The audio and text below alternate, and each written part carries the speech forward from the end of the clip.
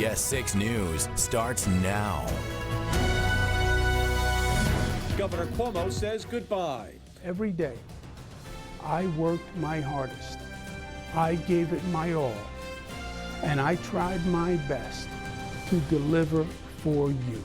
The final hours ticking away as new leadership prepares to take over his final speech and his legacy in office. A tragic death. A state trooper loses his life in the line of duty. Where and how he died and what questions remain unanswered. And a COVID-19 vaccine officially gains full FDA approval. Which shot has the green light and how this could help as the Delta variant spreads. Good evening. 7 hours and counting. That's how long New York Governor Andrew Cuomo has left in office. His resignation in the wake of sexual harassment and inappropriate touching allegations takes effect at 11:59 tonight. After the stroke of midnight, Lieutenant Governor Kathy Hochul takes over as the first female governor in New York State history. As you probably know, I'm stepping aside as your governor. In what was his final address to New Yorkers, issue one was an airing of grievances. New York Governor Andrew Cuomo once again criticized the Attorney General's report that said he sexually harassed or inappropriately touched 11 women. I understand that there are moments of intense political pressure and media frenzy that cause a rush to judgment. But that is not right.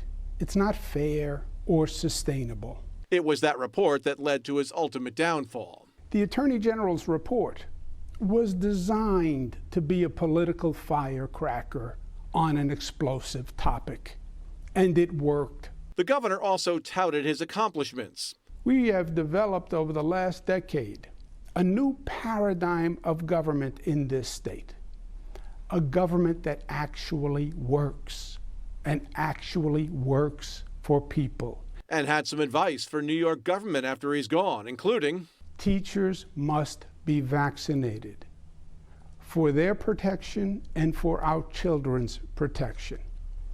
Masks must be required in high-risk areas. He also said New York should not defund the police. And his final words on camera as governor. God bless you. Governor Cuomo also said today he believes Kathy Hochul will step up to the challenge as the next governor. There was no mention today of other controversies he's still facing, including the undercounting of COVID deaths in nursing homes. And his former top aide says Cuomo has no interest in running for office again. Meantime, Kathy Hochul takes over as New York governor officially tonight, as we said, but her ceremonial swearing in, where cameras will be permitted, is not until 10 a.m. tomorrow at the Capitol's Red Room. At 3 in the afternoon tomorrow, she is set to deliver her own address to the people of New York. CBS 6 will have complete coverage throughout the day tomorrow, both on air and online. We've now learned the cause of death of a New York State trooper who was working a marine detail on the Great Sacandaga Lake over the weekend. State police say trooper James Monda died after he didn't resurface from the water while working in a marine patrol detail. CBS 6's Steve Majiri joining us live from Troop G headquarters, where state police just updated us on the situation. Steve, what have you learned? Well, state police say that an autopsy has been conducted, and they say that the cause of death for Trooper Monda was accidental drowning while he was working that marine detail on the Great Sacandaga Lake. The police are still investigating into why that happened. State police again just briefed us earlier this afternoon and say that Trooper Monda died after he went into the water with diving gear and did not resurface. The incident happened around 4 p.m. on Sunday. This was, of course, during potential hazardous weather caused by Henry. The detail was working on a boat launch in Fulton County. Monda was taken to the hospital where he later died. Police have not determined why he didn't resurface. He was assigned to Princetown State Police Barracks. And state police tell us that Trooper Monda was not a member of the dive team and that this incident wasn't a scheduled dive team training session. Those details are still under investigation. We're told he was an 18-year veteran of the agency, and state police don't believe any medical conditions contributed to his death. This is a heartbreaking situation for Trooper Monda's loved ones, our members, his co-workers, and our agency as a whole. Trooper Monda was a member of the state police family, and he'll be greatly missed. And even though state police have found a preliminary cause of death, they are still investigating the circumstances around Trooper Monda's death. Live in Latham, Steve Majiri, CBS 6 News. All right, Steve, thank you very much for that. Also developing right now, a tense situation in one Saratoga County town. A call for a home invasion leads to a pursuit and then shots fired by law enforcement. CBS 6's JT Fetch joins us now with the latest information from officials. JT, there were multiple agencies involved here. Yeah, there were, Greg, and the good news here is that officials say the suspect is in custody, and from what we're hearing tonight, this really could have been a lot worse. The Saratoga County Sheriff's Office says they responded to a burglary call on Allen Road in the town of Greenfield around 6:15 this morning. The caller said someone broke into their home and assaulted them with a weapon. Investigators say the suspect then stole a vehicle from next door, which led to a pursuit. They say state police then got involved. The suspect allegedly tried to drive at a trooper who discharged their gun. The suspect was not hit, but ended up crashing into a tree before being taken into custody. The sheriff's office says the person arrested is 33-year-old Jeffrey Field of Round Top in Greene County. They say Field was airlifted to Albany Med after being removed from the vehicle, and the investigation continues tonight, but a sigh of relief after some scary moments this morning. Greg? All right, thank you very much, JT. Albany police investigating an early morning shooting on First Street. The department says just before 1 o'clock this morning, officers responded to the 400 block of First Street between Judson and North Lake. When they arrived on the scene, they found an 18-year-old male with a gunshot wound to the leg. The victim was taken to Albany Medical Center. He is expected to recover. Anyone who might have any information is asked to call the Albany Police Detective Division. Here's the phone number, 518-462-8039. Over in the city of Watervliet, police officers say they took this illegal gun off the street during a traffic stop on Saturday. Officers say they found a loaded .38 caliber handgun on Robert Alexander. He's been arraigned on a number of charges now, including criminal possession of a weapon and traffic violations. He was sent to the Albany County Jail. Well, it's time to take a look at your local forecast as the rain continues to fall in parts of the capital region. Meteorologist Craig Gold joining us right now as Henri moves out. Craig. Yeah, so we got stuck with about 4.5 inches of rain across parts of the Catskills down into Columbia County, Germantown, winding up with almost 4.25. Westkill there as we worked our way into the Catskills, 3.5. Albany International Airport, less, close to about an inch now, the latest check. And then notice as you went areas further north, we wound up with areas around 1/4 to 1/2 inch. So really the further north and west you went, the less rainfall you got out of the deal. There's the center of circulation of the remnant low of Henri, no longer even a tropical depression. This is going to get picked up by the upper level steering currents and zoom out to sea, and that is good news as we'll start to get rid of the rain. We're still dealing, though, with a heavy band of rain ongoing across central portions of Rensselaer County. Of course, remember, Rensselaer County about a month ago was hit pretty hard, so this is not what they want to see. No flood advisories or flood warnings up there, but we'll watch that very carefully as this band has been fairly stationary. Otherwise, we're catching a break now across most of the capital region. There are some speckled showers as we work our way out toward the Mohawk Valley and out to the western Catskills. Through the remainder of the night tonight, we will see again as what's left over of Henri move out to sea. We'll start to clear things out. It's still muggy, though. We might find some areas of patchy fog. Temperatures drop back down to the 60s. Well, some more heat building in. We'll talk about that, plus the next chance the umbrellas will have to come out again. That's in my 7-day forecast in just a bit. Ann and Greg? Thanks a lot, Craig. President Biden met with his national security team at the White House today to discuss the security challenges facing U.S. forces in Afghanistan. Thousands of Americans remain trapped in Kabul. And today, the Pentagon confirmed the military is making limited trips into the city to bring citizens back to the airport to be evacuated. At a news conference yesterday, the president said evacuating everyone was always going to be difficult, even if efforts had started sooner. Would have been true if we had started a month ago or a month from now. There is no way to evacuate this many people without pain and loss of heartbreaking images you see on television. It's just a fact. Next week was originally set to be the withdrawal deadline for U.S. troops to leave Afghanistan. The president is now saying he may need to extend that deadline in order to make sure everyone is evacuated. The United States has now given full approval to the Pfizer-BioNTech COVID-19 vaccine. Previously, like the other vaccines, It only had emergency use authorization. The FDA made the announcement this morning. The U.S. is the first country to fully approve the shot. The move may help increase public confidence in the vaccines, all of them, as the Delta variant continues to spread across the country. More than 200 million doses of the Pfizer vaccine have been administered here in the U.S. Now, for continued coverage on the coronavirus pandemic, you can always visit us online at CBS6Albany.com. You can also get updates sent straight to your phone with the free CBS 6 News app. Just search WRGB in your app store.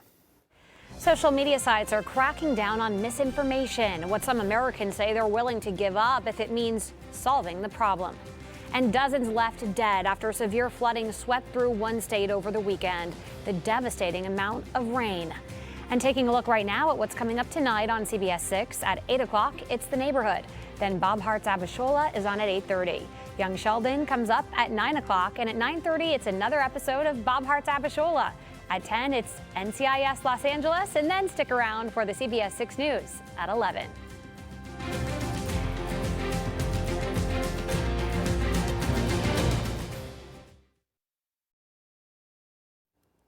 New polling shows some Americans are warming up to the idea of the government playing a role in stopping the spread of misinformation online. How a person feels about the issue seems to have a lot to do with their political preferences. Our national correspondent Atra El-Nashar has a look at what's behind the numbers. From false claims about the election to vaccine myths, misinformation online has become pretty common. 48% of American adults now want the government to take steps to restrict misinformation, even if it limits people from freely publishing or accessing information. A new Pew Research poll finds that number up from 39% in 2018. Even more want tech companies to take on that role. Data show Americans are politically divided on this issue. Social media professor Andrew Selapak. What we're seeing is just kind of a reaction to what they are hearing from the politicians that they're voting for and from the media that they're consuming. My goal dealing with this subject is to stop the censorship. Many Republicans in Congress accuse social media companies like Twitter of censoring their views, while Democrats demand stricter standards from Silicon Valley. Like Senator Amy Klobuchar, who recently proposed a bill to strip social media companies of legal protections if they allow the spread of health misinformation. It's a debate playing out around the world. France passed a law in 2018 requiring digital platforms to stop the spread of fake news. French President Emmanuel Macron spoke to Congress about it that year. We have to fight against the ever-growing virus of fake news. A standing ovation from American lawmakers at the time.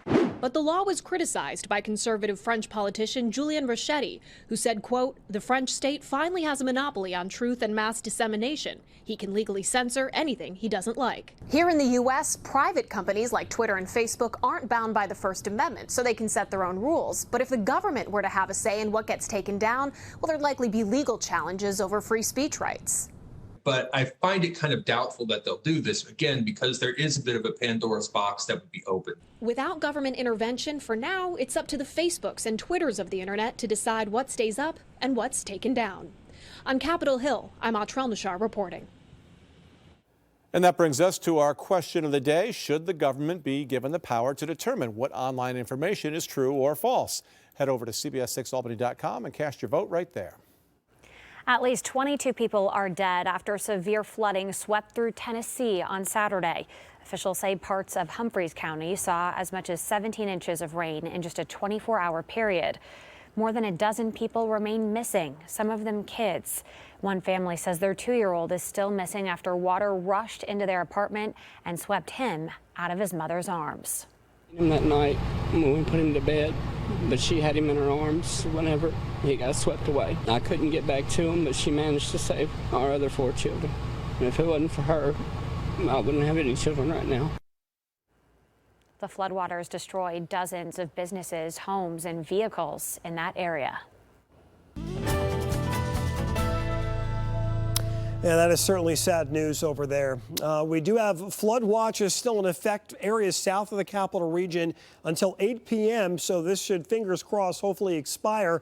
We have a flood warning over on the Schoharie Creek down by Gilboa. That goes until midnight. Very minor flooding as we're about we're not even a foot above flood stage. So at 17 feet is flood stage. We're at 17.5, and now it's coming down, so that's good news. There are flood advisories in effect for Rensselaer County, as there is some minor flooding, not river flooding, but urban and poor drainage flooding occurring, as we've seen a band of rain sitting over Rensselaer County. There's the center of circulation for the remnant low of Henri as this continues to move off to the north and to the east. It's been very slow, almost stationary, but it's going to get picked up by the steering currents and swiftly move out to sea, and that's good news because it will get on out of here. But there you can see that band of rain as we work our way into central and eastern parts of Rensselaer County. That has prompted that flood advisory. So this continues to come down, and hopefully that doesn't turn to a flash flood warning because we know Rensselaer County's seen enough flooding over the last month or so. Meanwhile, as we go to the capital region on west, things are pretty quiet. We've even broken out a little sunshine this afternoon, but we've seen some sporadic showers pop up as we go over toward the western Catskills, Otsego County, and then going up into the western Mohawk Valley. A live look outside now on our Friday for Skycam in Albany at Empire State Plaza, 74 degrees outside, and you can see a little blue sky trying to peek on through.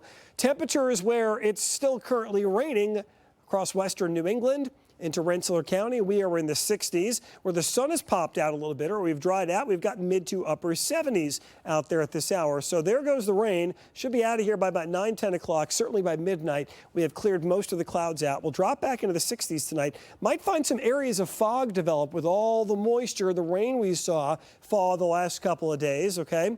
And then we'll wind up with clearing skies. By lunchtime, we're near 80. By later in the afternoon, we should be in the mid to, in some cases, even upper 80s. So a warm and muggy day. The humidity not going anywhere. We're going to be looking at dew points in the 60s to near 70 at times, so some sticky air. And the jet stream will move off back to the north, and that means hazy, hot, and humid weather expected for the middle part of the week, okay? So by Wednesday, Thursday, upper 80s, close to 90 at times. But guess what? It's not here to stay for long. We'll go back down to the 70s on Friday, going all the way through next week. Likely that'll even put us a couple degrees below average for this time of year. Bottom line, Henri on its way out. We catch a break, but still plenty of humidity out there. Also, we heat up by the middle part of the week. Cooler weather by late week, 70s Friday going into the weekend. So your forecast overnight tonight, 60s, showers in, skies clear out. We might find some areas of fog, though, by tomorrow morning. Tomorrow, mid to, in some cases, upper 80s. It's warm, it's humid. It becomes mostly sunny, a dry day. So there you go. Could see some scattered showers and storms with the humidity on Thursday. Friday looks nice. The weekend comes a spotty storm possible on Saturday. And then it looks like we'll see scattered showers and storms, a little more likely as we get you into Sunday. Both days in the mid to upper 70s. I think we'll keep that chance for some showers around as we get you into Monday with temperatures once again in the upper 70s. Greg and Ann? All right, thank you very much, Craig. Get the very latest weather updates anytime with the CBS 6 Weather Authority app. You find that in your app store by searching WRGB. And coming up next after the break, a warning about rising prices as areas recover from Henri, what you need to do to not become a victim. Also, the legacy of Governor Cuomo as his time in office is set to come to an end in just a matter of hours. We take a look back at what he has accomplished in office. And coming up on your 6 o'clock news tonight, soon-to-be Governor Hochul selects the first key members to serve in her administration. We'll tell you which roles are being filled.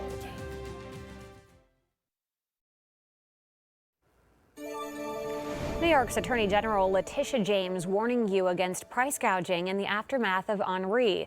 AG James says you should be on alert for potential price gouging of essential items and services.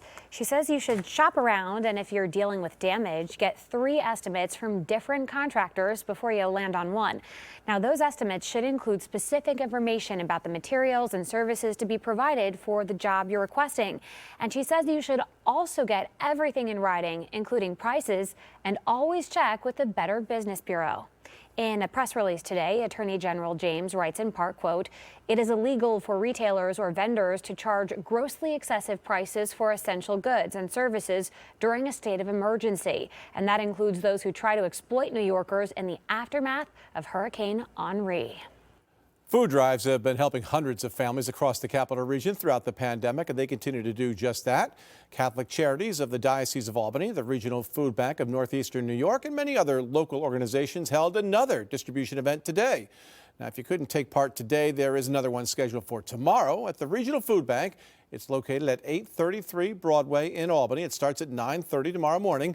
This event is open to the public and no pre-registration is required. You just show up. There will be 2 separate lines, one being a drive-through, the other is a walk-up line, and it is first come, first served. Lieutenant Governor Kathy Hochul primed to take office as New York's next governor. We take a look at what could be her first and most immediate problem to tackle. And the investigation into the deadly shooting of Ashley Babbitt during the January 6th Capitol riot is now complete. We'll tell you what it determined. Plus, all new at 6 tonight, a welcome update on a Capital Region resident who was trapped overseas in Afghanistan, where she is right now and what's next on her journey back home.